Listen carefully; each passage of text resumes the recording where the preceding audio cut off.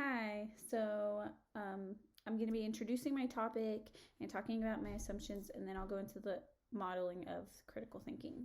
So, my topic is going to be World War II, and it's going to be the US perspective because I'm going to be talking about 11th grade US history. My assumptions would be that the students would be able to connect prior knowledge about World War One, which we would have already learned about at that point, imperialism, nationalism, militarism, alliances, and the Great Depression. Imperialism is the practice of other countries going into other less fortunate countries and kind of taking over, whether it be from resources or promising them protection or something along those lines. Nationalism was this new idea that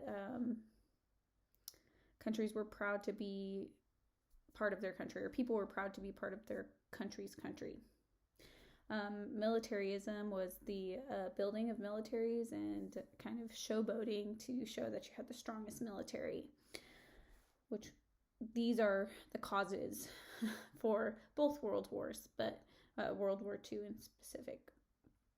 And then we have alliances. They were built during World War I. They started before World War I, and those same alliances kind of follow into World War II. So I expect the students to kind of recognize that, and we review it. And then also, the United States also dealt with the Great Depression in between World War I and World War II. So talk about how that influenced World War II, because we were more involved in World War II than we were World War I. And there's a big difference in that. World War I didn't really have anything to do with the United States. It was more helping than it was United States needing to directly be involved. So World War II, we get attacked, and that causes us to join the war sooner. So I will be getting into the lesson and showing the PowerPoint and how I would teach critical thinking and also model it. Okay, so here is my PowerPoint presentation that the students would use to take focus notes. My method of note taking in my US history class, or in all of my classes, is focus notes. This is a new strategy by Avid, and it's the most recommended opposed to the Cornell notes, which we used to push a couple of years ago. Focus notes allows more flexibility. With these focus notes, students are required to underline and highlight important information. They are required to answer the essential question. They are required to do a summary. And they are also required to do 2 questions about their notes. Questions that they guess would be a question similar to on their test or quizzes, so that they could use these questions to study.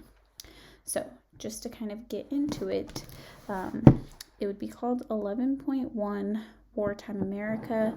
This information and curriculum comes from their textbook that follows along with California Social Studies Standards. While I can't get through all of this in 10 minutes, I want to show where I would model critical thinking. Their essential question would be, what kind of sacrifices does war require? Now, they do not answer this question until we've gone through the entire section, so that they have all of that content to go over and answer the question in detail. And the question is a little bit open-ended. There is no right or wrong answer.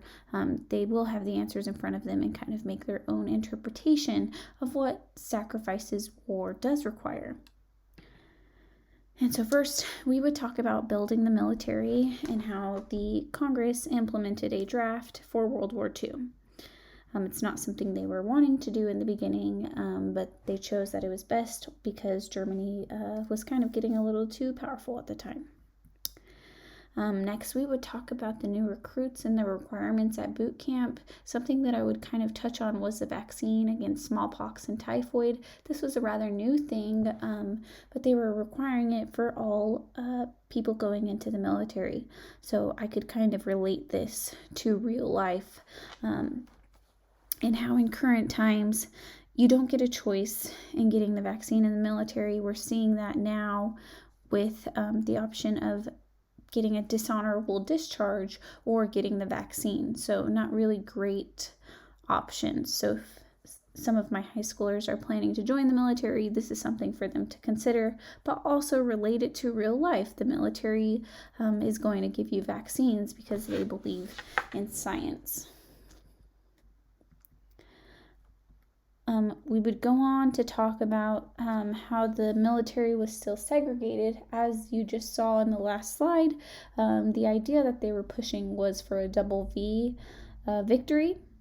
This idea that we were going to combat against Hitler's racism, but also the racism we had here in the United States. Well, part of that would still be carried into the military, so we would be talking about how African Americans were segregated into their own units. This is not different than World War I. It was still the same, so I would hope that the students could make that connection, that nothing had changed since World War I and African Americans being in their own units.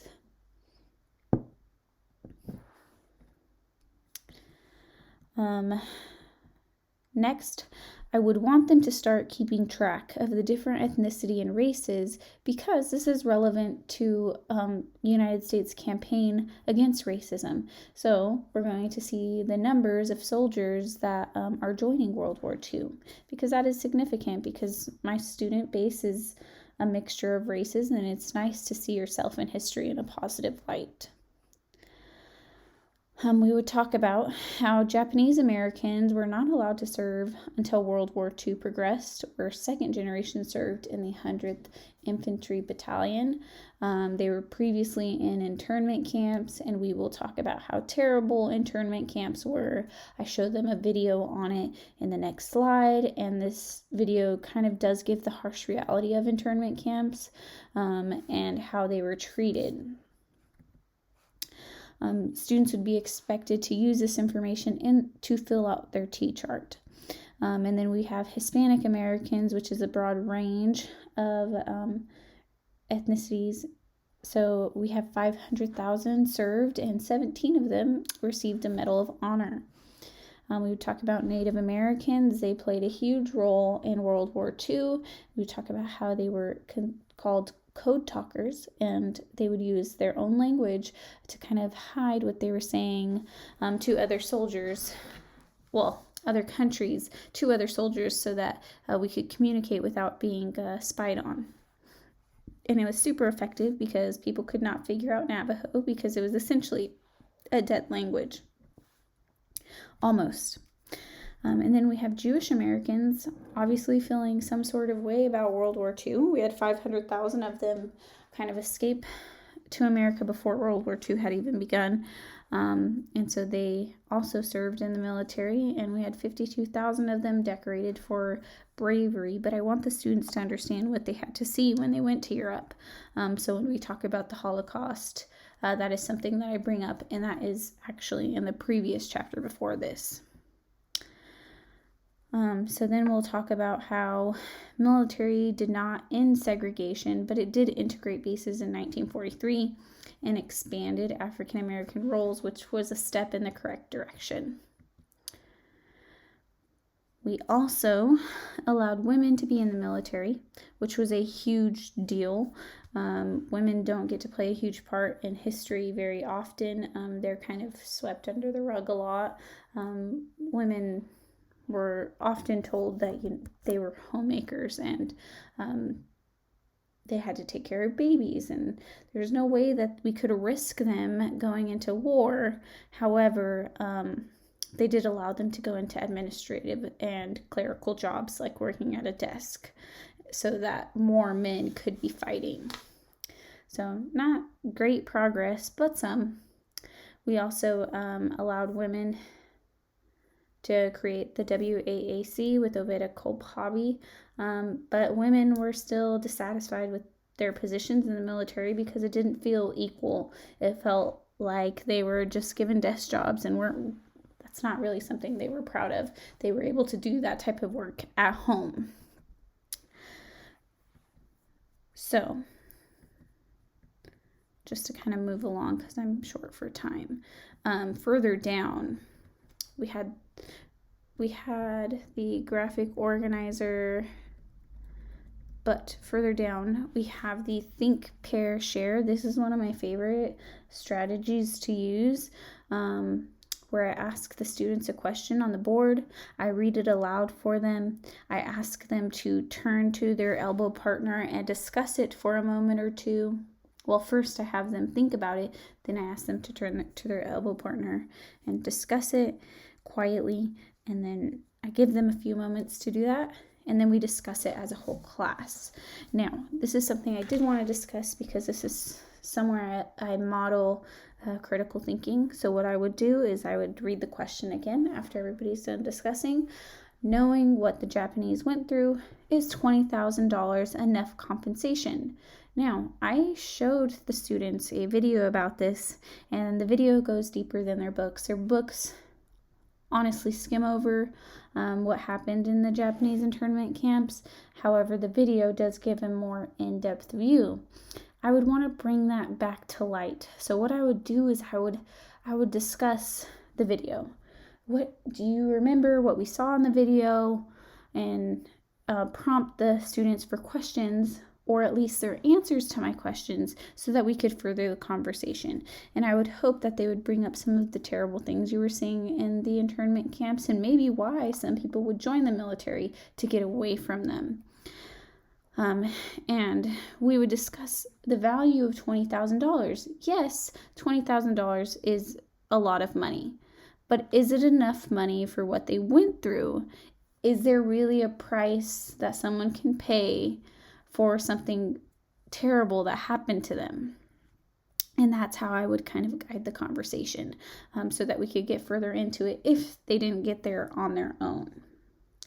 Now, the different strategies that I employed during this lesson would be focus note-taking, think, pair, share, a graphic organizer, and the way that we would end this assessment, or this lesson, is at the very end of the section.